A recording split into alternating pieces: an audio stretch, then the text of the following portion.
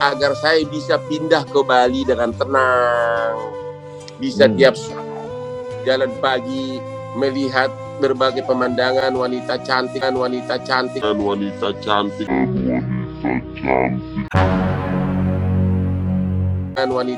sambil olahraga.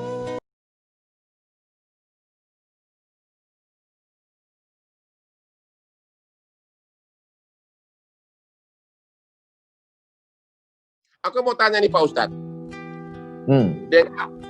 dengan krisis corona ini, kita sadar bahwa hidup itu sangat singkat.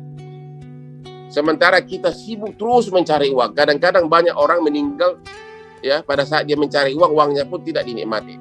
Saya ini sudah lama pengen pensiun, tapi mental saya tidak siap. Karena apa?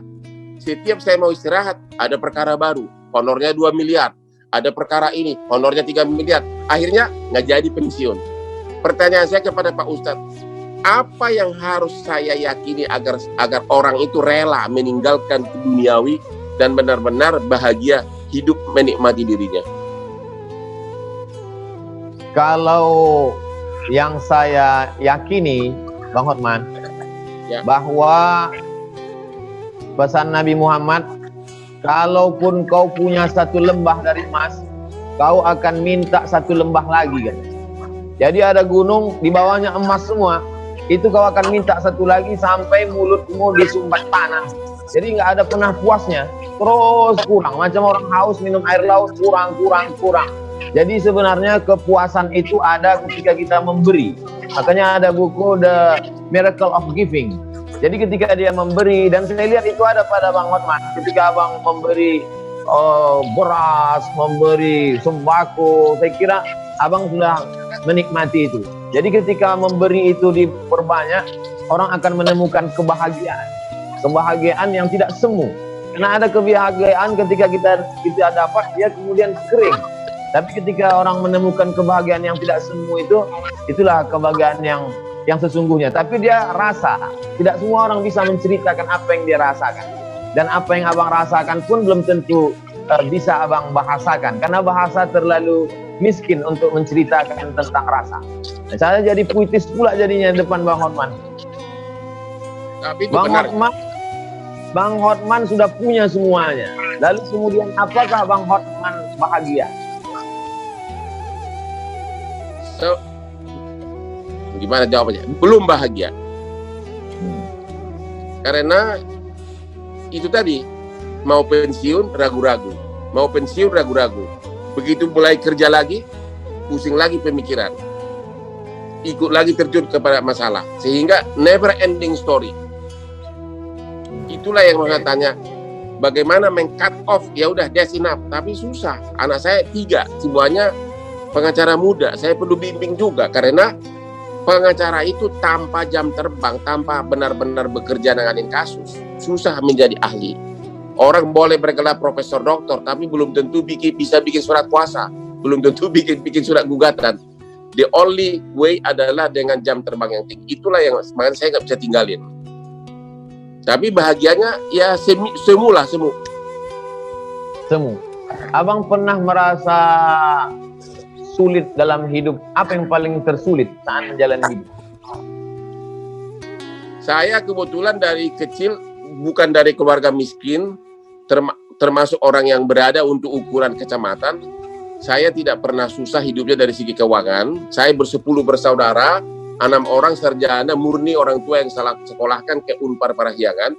Yang tersulit saya alami adalah ya hampir pernah mau bunuh diri waktu saya dari kantor pengacara internasional Andan Buyung oleh Profesor Subekti waktu itu yang menulis KUH Perdata. Saya diminta masuk ke Bank Indonesia, pindah ke Bank Indonesia. Gubernur Bank Indonesia yang sekarang adalah satu angkatan sama saya. Tapi pada saat itu saya melihat saya tidak punya masa depan di sana, nggak bisa kaya Pak di sana. Itu antara lain yang saya lihat waktu itu. Kedua, saya sarjana hukum, disuruh belajar hitung dagang, disuruh belajar neraca, memang namanya bank kan. Disitulah saya menjadi pesimis, karena terus-terusan stres hari demi hari, akhirnya hampir waktu itu minum baygon. Tapi saat saya mau minum baygon, tiba-tiba saya mendengar tukang beca di depan rumah yang sedang bermain gaplek bisa ketawa-ketawa. Di situ saya sadar, tukang beca bisa ketawa-ketawa, sedangkan saya pegawai Bank Indonesia sarjana hukum tidak mau bunuh diri. Sejak itulah tekad bahwa I have to do it. Saya harus pilih pekerjaan yang saya suka, and I will do it the maximum way, dan berhasil. Di tengah keberhasilan Abang melewati masa-masa sulit segala macam, apa yang belum tercapai? Yang belum sebenarnya, pertama saya tidak pernah tertarik jadi pegawai negeri, tidak pernah tertarik jadi DPR, tidak pernah tertarik jadi menteri. Jadi sebenarnya saya sudah hampir tercapai semuanya. Sekarang yang belum tercapai adalah bagaimana 3 anak saya jadi pengacara benar-benar berkualitas. Yang kedua, agar saya bisa pindah ke Bali dengan tenang, bisa tiap jalan pagi melihat berbagai pemandangan, wanita cantik sambil olahraga, ya kayak begitulah, mau hidup tenang di Bali. Hanya itu tujuan saya terakhir. Tidak mau jadi pejabat dan tidak tertarik. Mau menikmati hidup. Benar, menikmati akhir hidup. Hidup tidak bisa ditambah, Bang Hotman, tapi kita bisa membuat hidup lebih berkualitas. Ya. Keyakinan saya mengatakan hidup sudah ditetapkan Tuhan, sehingga ketika dia datang kita tidak perlu takut dan kecewa, karena kematian itu pasti datang. Ketakutan tidak memperlambat kematian, keberanian tidak mempercepat kematian, tapi kita bisa membuat sisa hidup ini berkualitas. Mudah-mudahan sisa hidup Bang Hotman dan kita semua berkualitas, baik, bermanfaat buat orang banyak.